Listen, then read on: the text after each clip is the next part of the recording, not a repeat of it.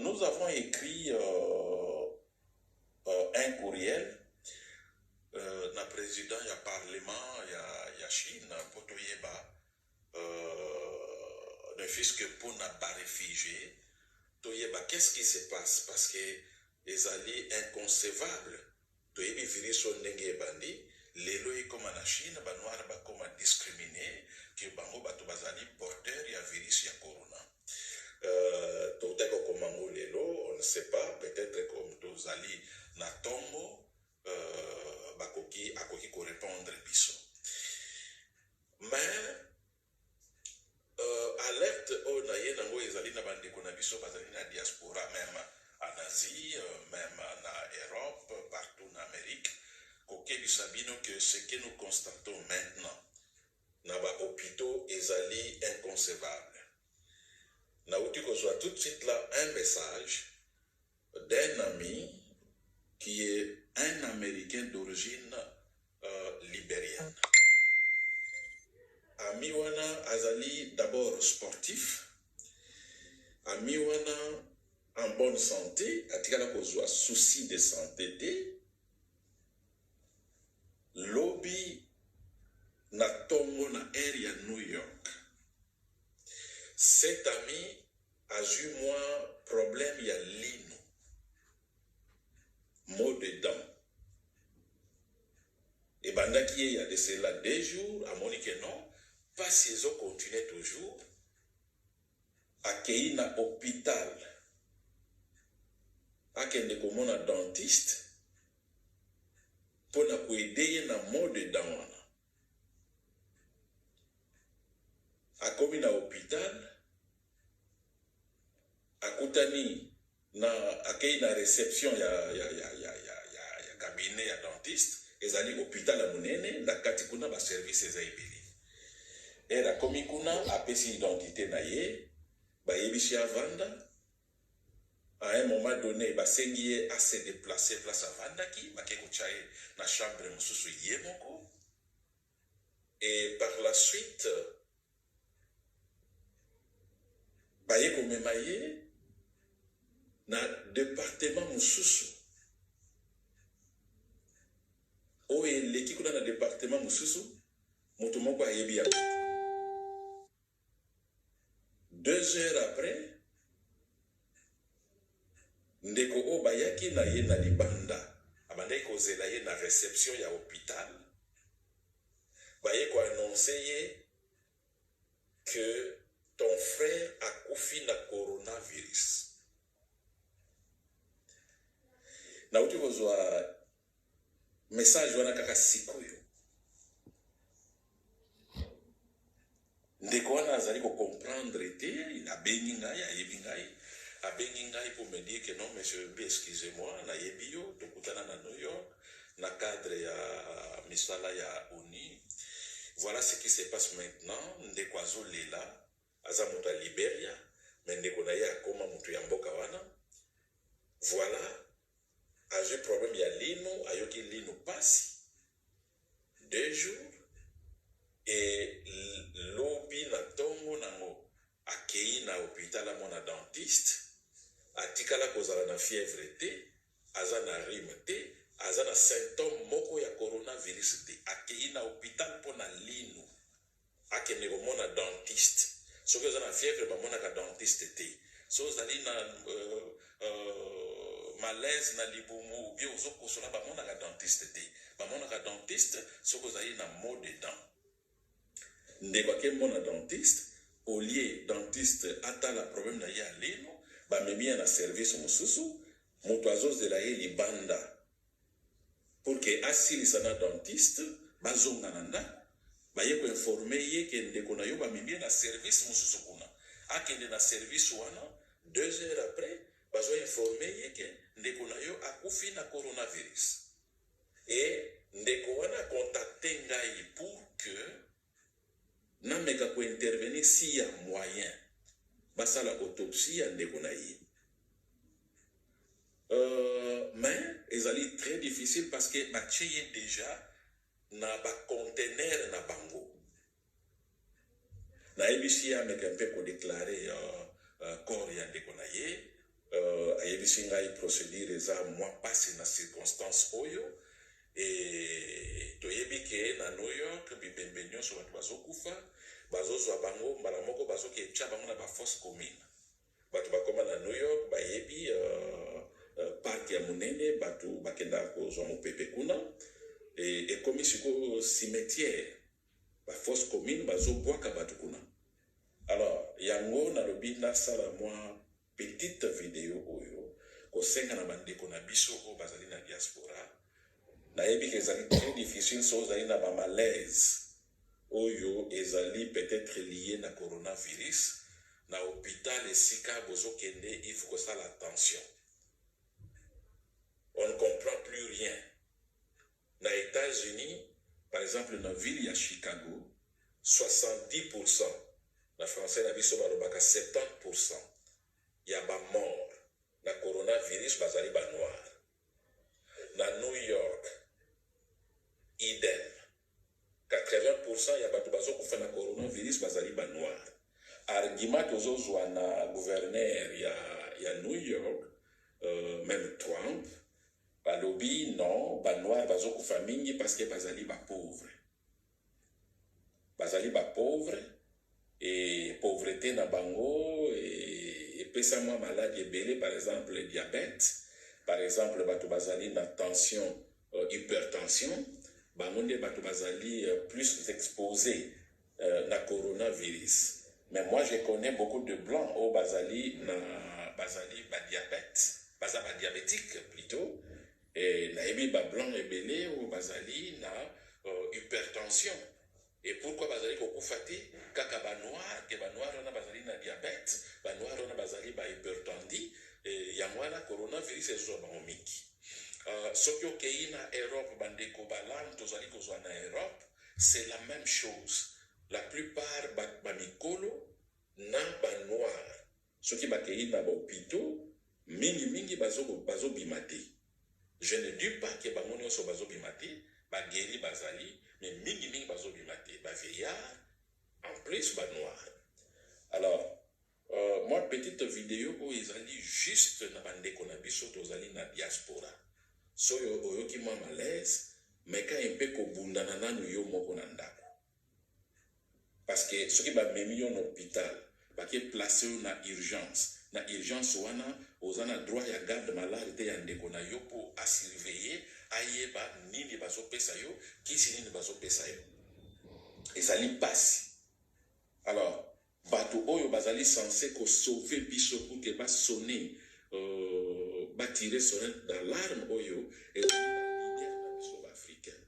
leader na biso ba président na biso.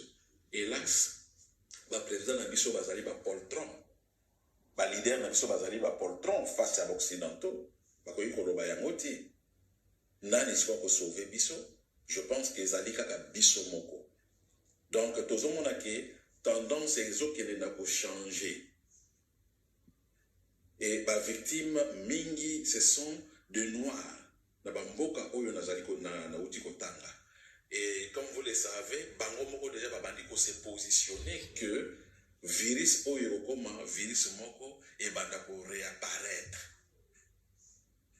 Même si ba vaccin bimi et banda toujours ko réapparaître peut-être par année. Donc ezali processus ou ezali déjà planifié que virus oyo parce qu'on ne peut pas exterminer tout le monde à la fois. Donc il faut planifier yango par année. Ou échelonner yango. Année boye autant. Nous avons des vidéos. Au Batubazono Baké, monde ezali surpeuplé. Il faut au moins qu'on diminue 1,5 milliard d'habitants. Alors, na 1,5 milliard d'habitants, on a bazali kubali ko diminuer. Banani batubakozala na kati wana. Vous comprenez, banane bakozala na kati na planning na bango. Donc yango na lobi na sala moi petite vidéo oyo pour que na informer bandeko bo sala très attention. Très attention parce que bandeko ba noir au bazali na États-Unis boyoki déjà qu'est-ce qui se passe. C'est inconcevable.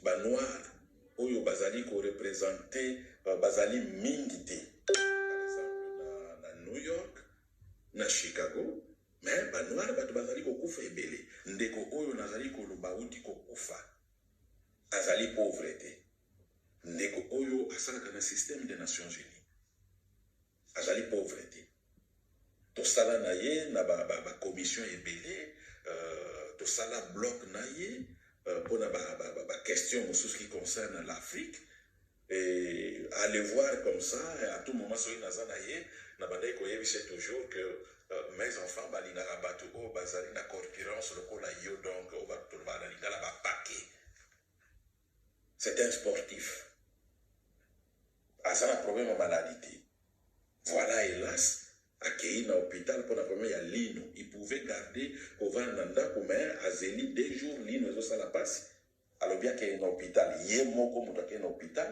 na voiture te bakei makolo parce que hôpital na place avandaka na Manhattan hôpital ezali pembeni bakei makolo parce que bato babela mino bayebi lino elingaka kotambola te soki omoni moto azobela lino atamboli makolo ye moko c'est que eza grave te arrivé à l'hôpital au lieu dentiste atraité ye bamemi na service mosusu akoma na service wana bakotisi ye quelque part moto bayaki na ye azozela libanda 2 heures après on informe moto aye na ye que non ndeko na yo akufi na coronavirus oza na droit kozwa ebembe te mbala moko bakende kokundango c'est bizarre alors ndeko wana akoki kolutte contre maire ya New York te ndeko wana akoki kolutte contre gouvernement mobimba te donc ezali juste alarme oyo toyebango na mwa video ya moke po tokebisa bino bandeko bovanda na diaspora faites attention donc soki nalobaki Afrique du Sud parce que toyebi aussi Afrique du Sud baplan na bango ere ya apartheid il y avait des projets d'exterminer les noirs comme boyebi makambo ya virus ya VIH ya sida donc en Afrique du Sud objectif ya maladie wana ezalaki ba exterminer ba noir bien que Mandela era ye bon il a voulu utiliser de la politique pour garder ba secret wana poursuivre bato ba auteur ya ba crime wana te ya génocide wana te mais tozomona siko avec ce coronavirus où ezalaki maladie outi na Chine où toyebi très bien qu'il y a en Italie, qu'il y a en France, qu'il y a en Espagne et qu'il y a aux États-Unis, la plupart en Occident, et comment non vaccin il faut pas mettre en Afrique. J'ai suivi le premier ministre du Canada où Azali Koyepsa peuple naïe que en tout cas mesure oyo il y a pour lutter contre le coronavirus et qu'il faut continuer jusque peut-être une année parce que alobi ako libérer mboka te pour que nous soyons libres à circuler tant que vaccin monani nante. Mais on a vu le docteur Mouyembe alobi azana camarade na ye na Canada et bazali ko luka moyen ya kosala vaccin ba meka yango na Afrique ba des camarades na ye na Canada na Chine et puis aux États-Unis. Mais bango moko ba canadien le premier ministre qui dit bazali na no prêt pour un vaccin te alors akoki ko libérer mboka te mesure oyo ekoki kozwa peut-être une année mais les camarades de Mouyembe au Canada camarade na ye toyebi te batanga na ye nayebi te na escroquerie na bango akopesa bato ba vaccin ya mabe ye na camarade na ye baza déjà na vaccin bazali ko tester déjà vaccin et pourtant au Canada il n'y a pas même un vaccin test ezalité. Voilà, donc, tu y a qui juste pour tout kebisa bino, bozala toujours makasi, bon meka naka ozui déjà symptômes wana oyo bazali koloba ya coronavirus, meka kolite na ndako, bon melaka maya moto souvent, il faut cesser maya pio, bon melaka maya moto, bon melaka ti, bon melaka jus ya citron, na biloko mosusu bandeko bazo loba. Et nous pensons que c'est le Dieu qui a exterminé les noirs, la planète Oyo. Nous avons créé la planète Oyo. Ayeba qui pourquoi créer qui va doit chef ba noir, ba blanc, ba jaune. Le blanc n'est pas blanc. So taliming na tuna ka ba étudiant na ngai ozo expliquer en ce qui concerne social construction. Comment est-ce que mobali akoma kodomine mwasi, comment est-ce que bamindele bakoma kodomine barace mosusu, comment est-ce que voilà. Donc ezali makambo ezalaki penser kala comment faut-il dominer groupe social moko boye. Donc bozala vraiment na ekenge makasi franchement, parce que quand on fait des petites vidéos comme ça, on prend le risque. Tu yebi très bien que batwana balingite mutoya ko kebisa banwa na makambo. On prend des risques. Tu yebi que bisika to banoke na ba réunion mususu ba tue ba marginaliser yo parce que ba yebi que position na yo ezali position moko ya mabe. Mais en tout cas, on se sacrifie. On ne peut pas laisser bandeko na biso bazala baboma bango lokola banyama na batwa na banyama kutu tozomona ba activiste contre vie ya banyama, a fortiori vie ya bahumain. Et ezali difficile parce que nous ne sommes pas préparés. En tout cas, tout ça la contrebalance. Il y a biloko ezoleka contre banoir. Otala tabino bo na Chine. To yebi virus oyo ndenge nini bandi na Chine lelo virus oyo comme virus à banoir. Et ça va passer comme ça, ba chinois boyebi bato oyo babengaka ba confucianiste. Bango déjà so ikoti na mituna bango esili etikali ndengwana. Vous allez remarquer que nazi de les bandits na Chine et au Kenya bamboka nyonso ya Asie so ba moni noir et comme non virus oyo ezaya ba noir. Voilà. Et bon, bandeko na biso ba noir bazali na États-Unis mawa mingi, nous sommes faibles pour nous protéger bango.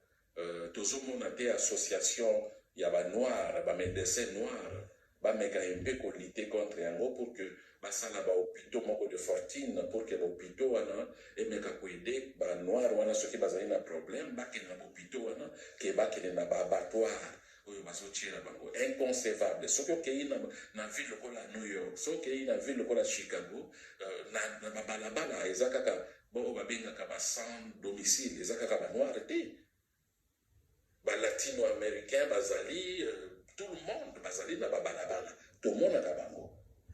Les lois est comme que virus ko yezo ka ba pauvre et les pauvres au virus ezozwa ezali kaka ba pauvre noir. Donc ba pauvre hispanique ba Amérique latine bazati ba pauvre asiatique bazokufati ba noir bazokufa. Et wapi ba leader noir bazali wapi ba leader noir. Voilà, merci beaucoup et on se revoit prochainement. Je connais cet ami, nous a un peu affecté. Naebi ami, on a très bien, Toyebani Naye, Tokutana Naye, premièrement, na loi concernant les réfugiés, on a pacte mondial pour les réfugiés et le pacte mondial pour les migrants travailleurs. Donc, nous avons travaillé ensemble à New York, nous sommes allés ensemble à Amman, na Jordanie, Tokenda, na Genève, ensemble, on a constitué un bloc pour que